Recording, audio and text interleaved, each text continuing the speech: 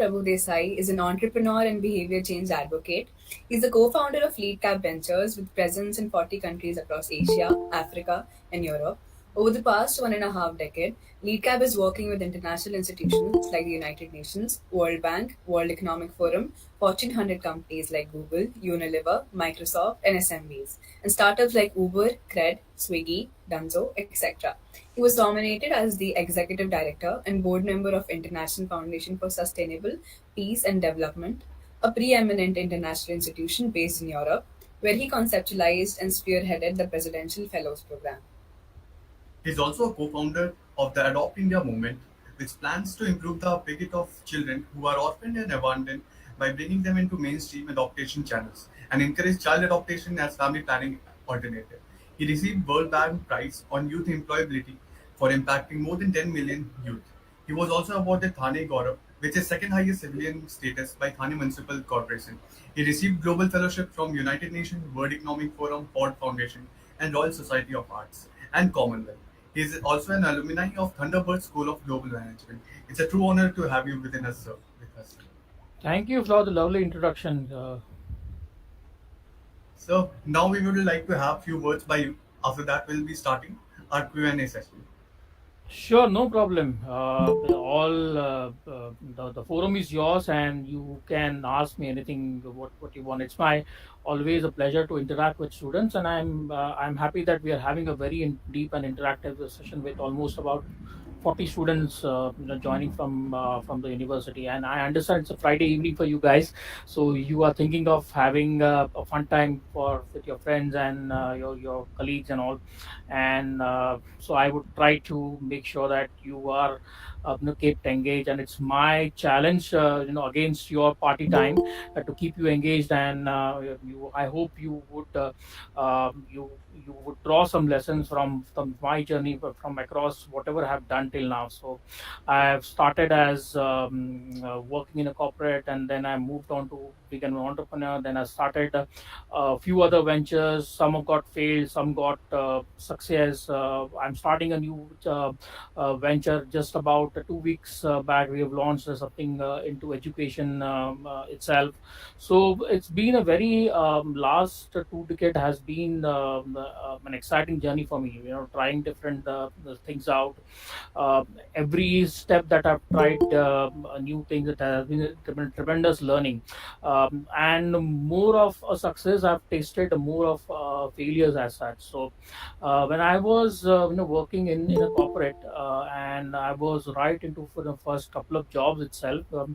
I was actually checked out from couple of jobs because of I committed some serious mistakes which costed these organizations a few crores and few probably $100,000, because it was an American organization that I worked with. And so I got checked out, and I thought probably I was not a fit to a corporate world. And then I probably thought that probably there could be another way to work out, and I started off my first venture. And because of the global recession which hit in 2007, 2008, 2009, between these couple of years, I started out. And what happened is that I initially got clients, and but then the commitments did not work out for me, and I had to close down my venture because I was not able to sustain in that recent period as well.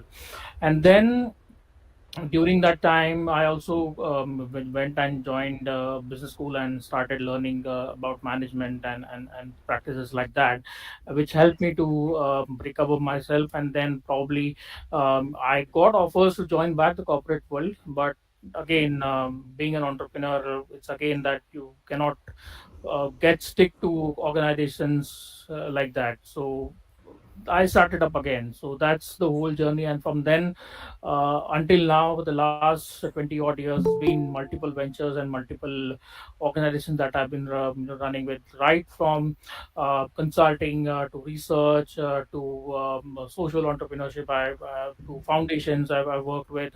I've got board seats in several startups and international foundations, which helped me to understand the decision making process across multicultural multicultural organization and multilateral and multi international development organizations as such. I've held out various positions over there, and which helped me grow very in terms of not in terms of down kind of things. As in, if you look at any organization structure, it's actually bottom to top kind of thing. But my growth has been a very lateral growth, and I've worked growth very horizontally in terms of tackling in multiple roles, working out multiple areas, multiple projects, multiple clients. All those things helped out over here. And in the last couple of decades, I would have done work close to around 4,500 projects myself. So that's how the learning has been. So yeah, over to you. Over to your questions. Whatever you guys think about asking me Very about my inspirational journey. journey, sir. Very inspirational. I'm sure we will get to learn a lot from you today. Okay, so let's Great, start. great, great, Mr. great. Mr. Prabhudesai, your Yes. book has, with LeadCap Trust showcase, with your commitment to social impact. Can you please share some instance where your effort directly led to a positive change? Okay, so lead cap as such, so there are two parts to lead cap itself. So one is a lead cap trust, so which is into leadership training development, and we focus on youth over there. And at that time when we started out as lead cap trust itself, we had identified a gap wherein there was a gap where the recruiters or the organizations were looking out for talent out there, where looking out for soft skills, whereas most of the universities and colleges and institutions focused on lending hard skills or technical skills to the candidates, which is where the students missed out on the job opportunities, where skills like critical thinking, collaboration, commitment, team building, leadership, all those skills which are required at date job levels, those were not harnessed upon, and which is where we as LeadCap Trust figured out a way in working around this segment itself. So we partnered with institution, we partnered with corporates and delivered trainings in college, and these colleges were tier 2, tier 3, tier 4 cities across states like Karnataka, Tamil Nadu. We have worked with northeastern state, we have worked in Maharashtra, Rajasthan, UP. All these states we ended up working with, which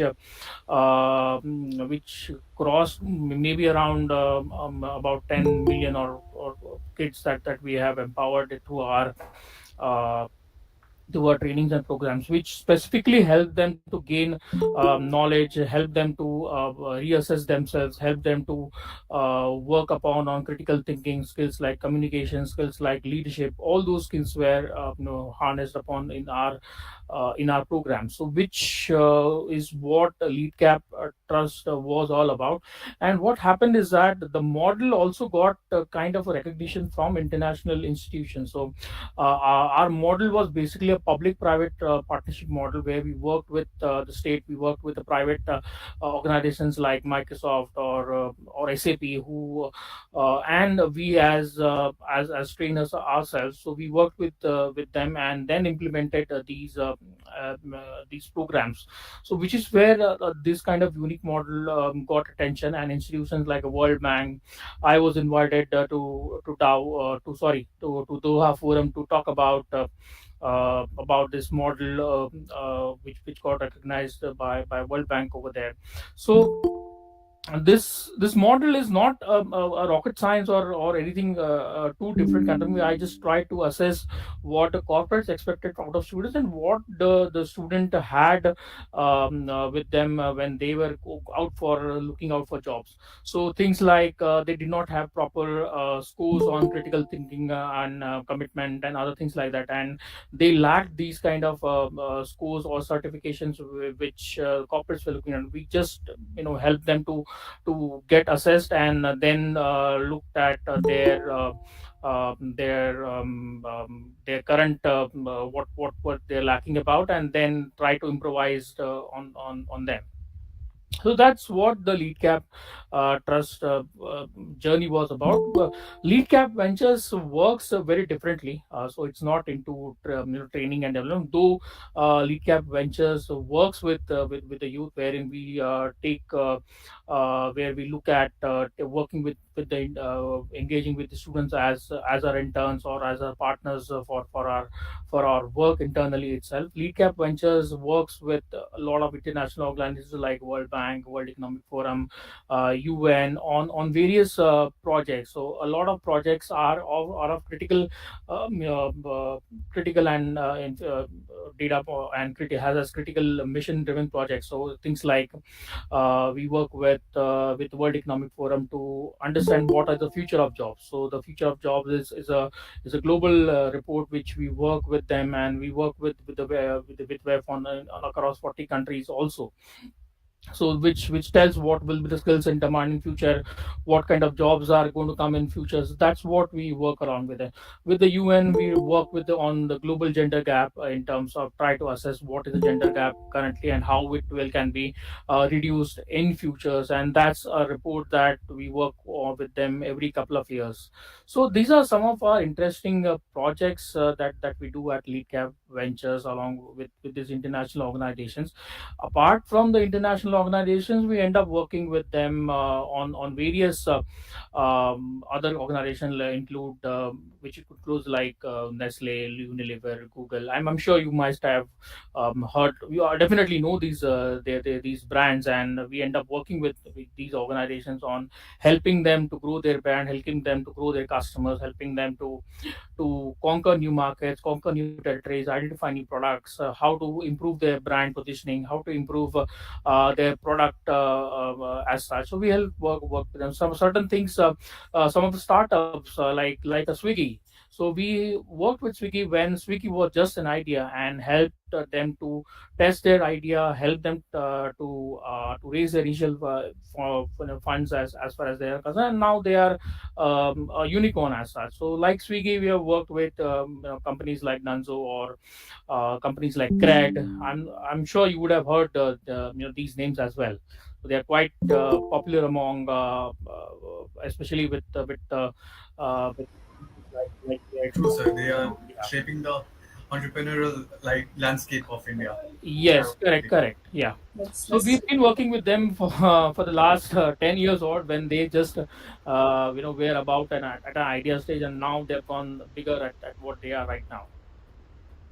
Makes sense. Completely makes sense. perfect. So following this thing, we would like to ask you a couple of more questions. Yeah, Yeah. yeah, yeah. And so it's a truly amazing that you've collaborated with so many companies and you saw the gap between corporate world and you filled it. Mm-hmm. It's amazing. So moving on to the second question.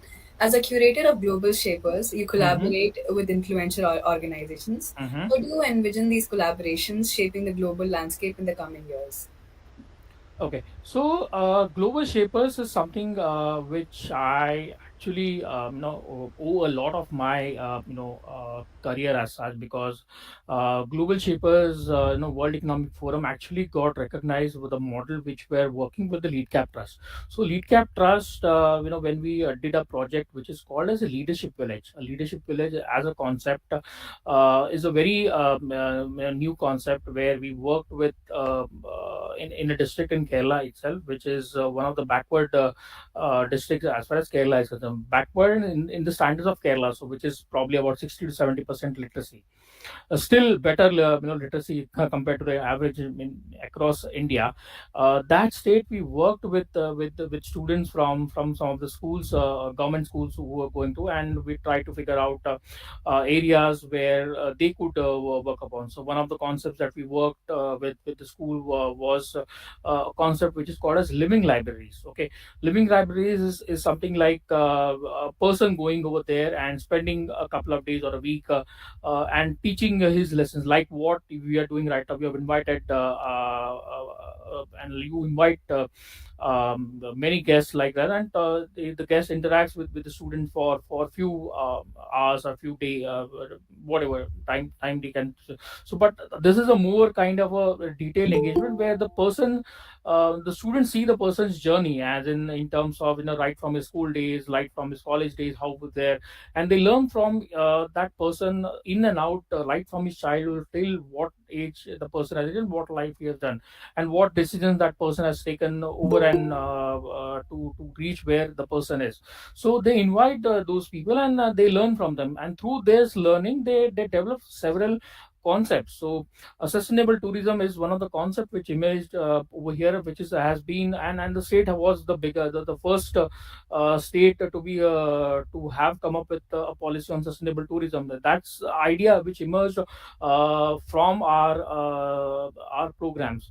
Our programs also were included as a part of national education, the state education policy. Sorry, the state education policy, and were included in the syllabus during about from 2013 2014 years as such. And those are the programs are independently run by the schools now. So we do not involve directly right now, but those kind of programs are run by the primary schools and secondary schools in Kerala. So it's implemented across Kerala, and some of the eastern states also have adopted their programs, and they are also running it accordingly.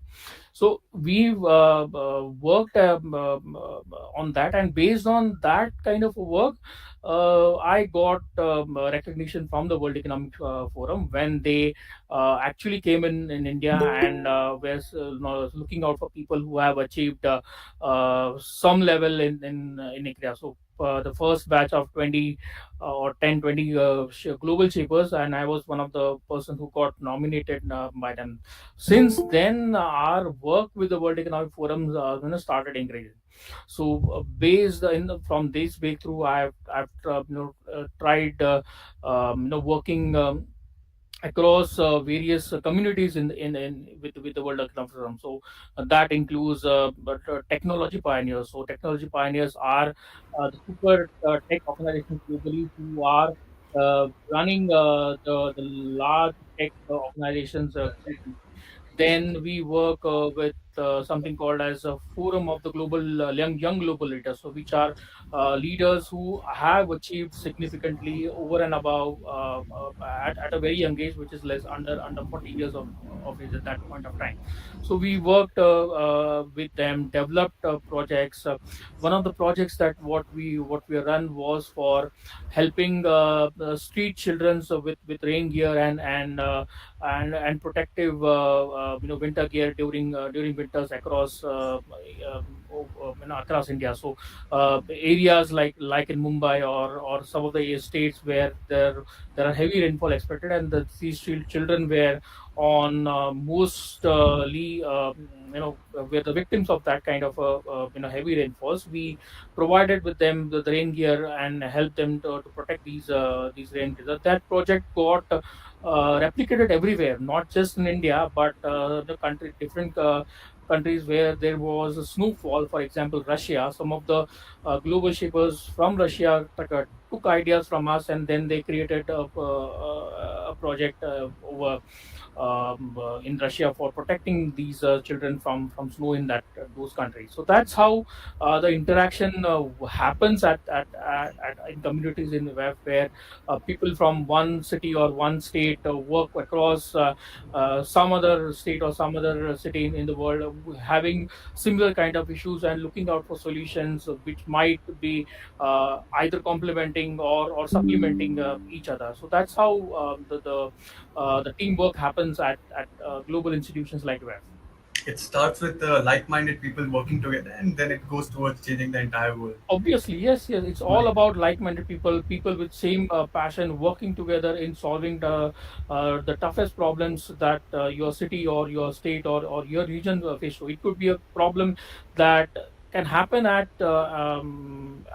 your family also. So Makes and sense probably completely.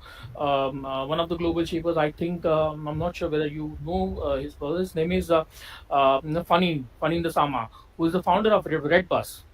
Okay. Okay. Fanindra was actually facing a problem wherein he couldn't get a bus to go home in during Diwali. Correct, And correct. he had to spend his Diwali vacation working from office. So, which is stuck him in the idea in terms of why there is no a tech solution to find out buses. So, which is why he developed this portal called All Right Bus, Yes. which actually got accepted, and that kind of solution is there across the world right now. So, Correct, correct. So, sir, we would like to ask you, your recognition also includes the World Bank Youth Prize, right? yeah. So could you please elaborate on a project that contributed to significant in youth development and empowerment? Okay. Okay. So that starts with the program which we did with as a lead part of LeadCap Trust itself. So I Okay. was mentioning that we were working with some of the state and the private institution which using a public-private partnership model. The program was very simple. So we as I mentioned that there were people, and we found out a significant gap in terms of the skill gap which is there. So the employers were looking at a large soft skills kind of a driven, whereas the candidates who were coming out did not possess these soft skills that we were proposing. So we implemented this program, and which was about 6 months to a year kind of program across public universities in Karnataka, and this was a program which we partnered with the state government of Karnataka, and included the program was included in the budget of Karnataka. So it was an official budget program which the state minister, the finance ministry funded over there. The when the finance minister announced that in the budget, we were also a part of the announcement in terms of allotting that kind of money to this program, where we partnered with almost all of the state universities at that point of time in Karnataka. More than 20,000 students participated the program physically, and across various colleges, across various streams, including graduate streams, engineering colleges. All those students participated in that program. That's what the large scale implementation of that program happened, which is why when there was an opportunity to showcase our solutions based on a call from the world, the World Bank itself. We presented that, and they given us that kind of a recognition over there. So it's really amazing that you see all these issues and then you come up with an innovative and simple solution. I'm in awe, really, sir. So I'll just move on to the fourth question. Being affiliated with NITI Aayog as a mentor of change is impressive. Can Mhm. you highlight a specific initiative where mentorship led to an innovative solution? Okay, so I've been mentoring people, not just with the NITI Aayog. I mentor students across age groups, not just with the NITI Aayog program, which is the Mentor of Change, is a program where they look at people who have achieved significantly in their lives, and ask them to spend their knowledge and their learnings with students, and to develop solutions across over here. So you are allotted a few schools. These are schools where they have this Atal tinkering labs incorporated over there, and the students from those who are a part of that Atal tinkering labs, they come to you, and you are supposed to weight their solutions. They come up with solutions, for anything. So it could be an innovation tool which could be helping a blind person walk the road independently, or it could be anything to do with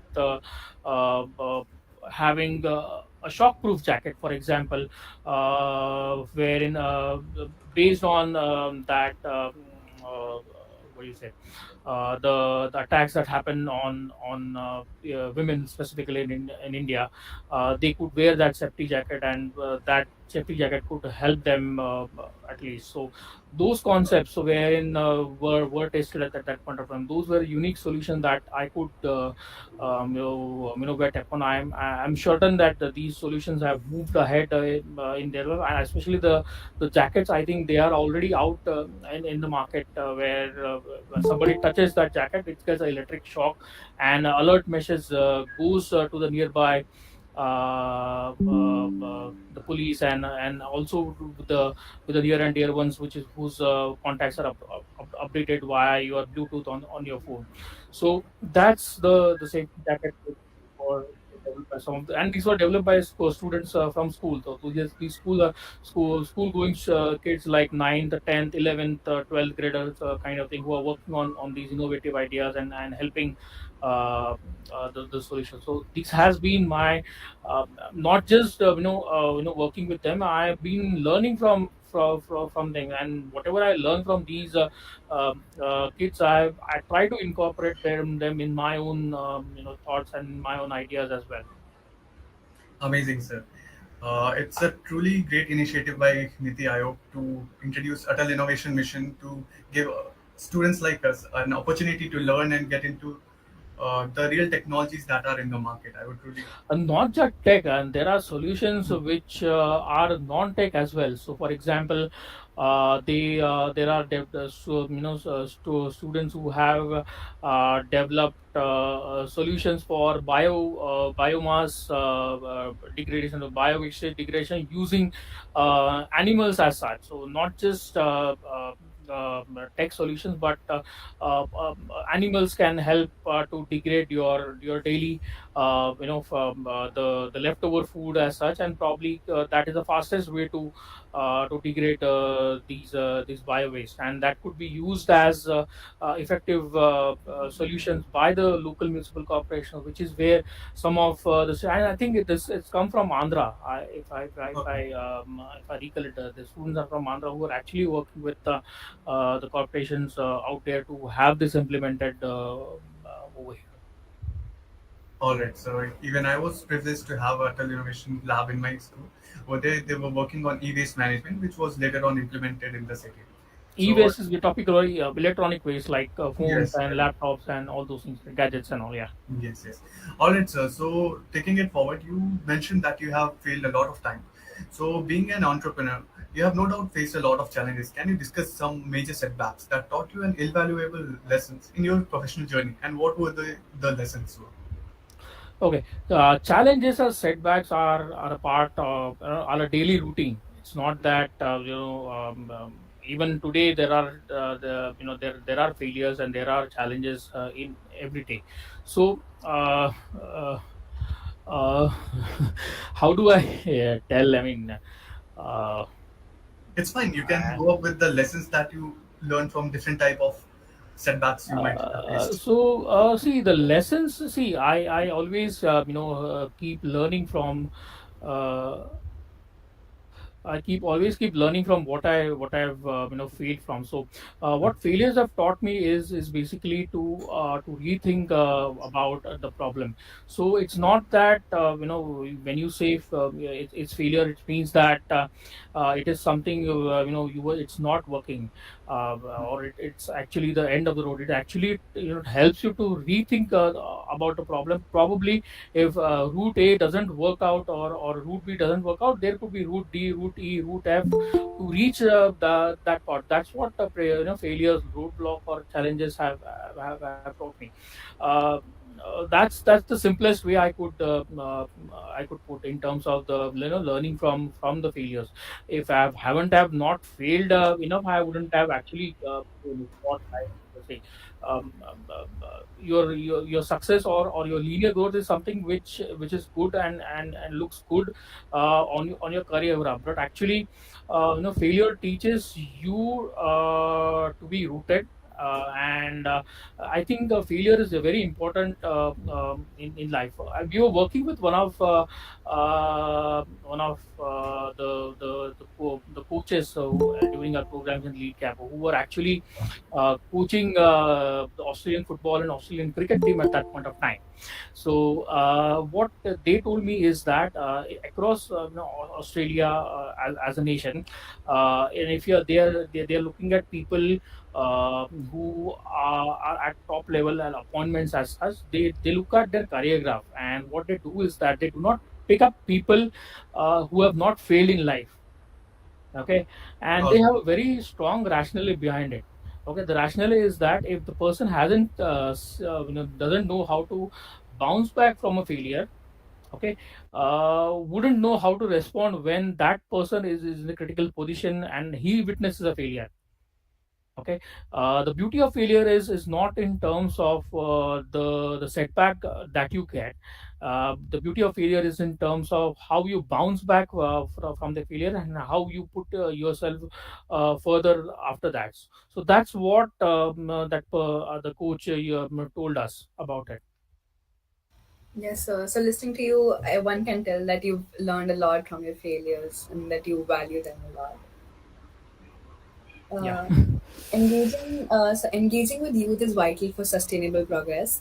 How do Mhm. you envision the involvement of young individuals shaping the agenda of global organizations? Sorry, can you come again on the Yeah. what Yes, was it? sir.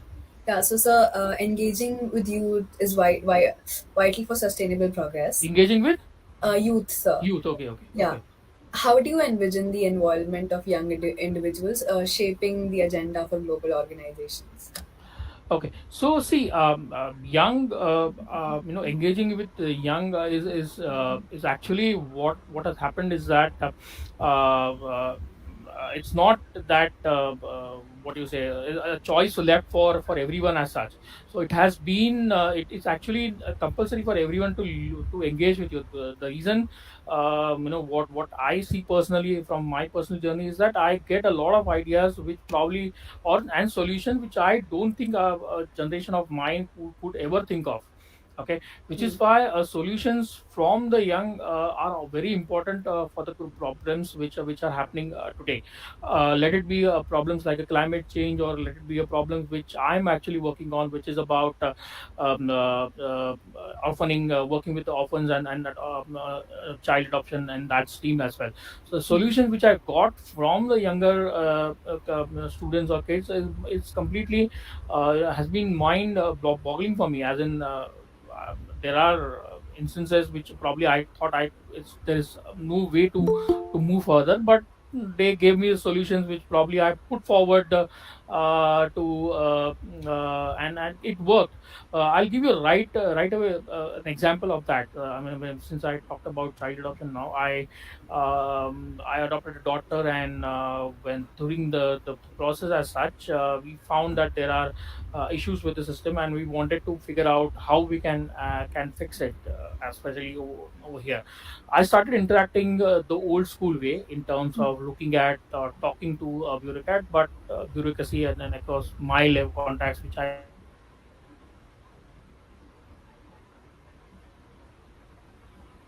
Um, so, I guess there is some network issue with you, sir. Are you with us? We'll wait for some time.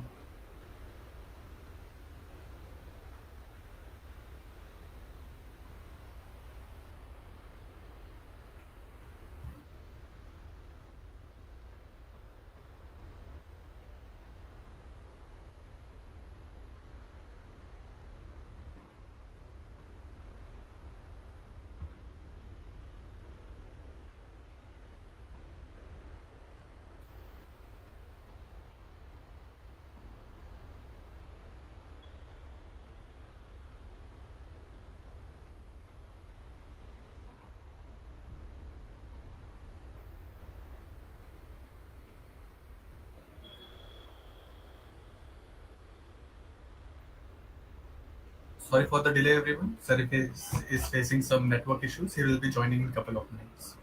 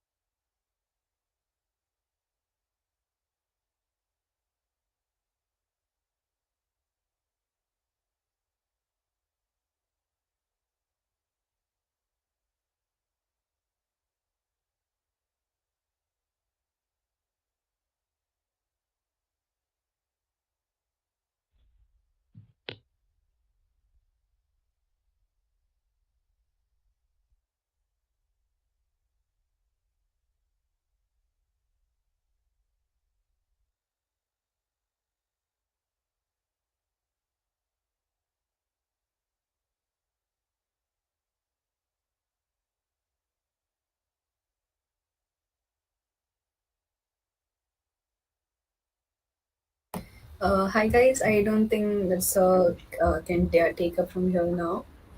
Uh, we'll move on to the vote of thanks. It was a great moment with Sir. We got to learn a Yeah, lot. So I guess we will have to mind up. So Soumya here will give the vote of thanks. yeah. On behalf of VIT Leo Club, I extend our heartfelt gratitude for your valuable presence during the interactive session. Your insightful words and valuable perspectives have truly enriched our event. Your willingness to share your expertise has not only inspired us but also broadened our horizons. We're deeply honored by your presence and the time you've dedicated to be with us today. And thank you for joining, guys. Thank you. This was truly Thank you so inspirational. much, everyone.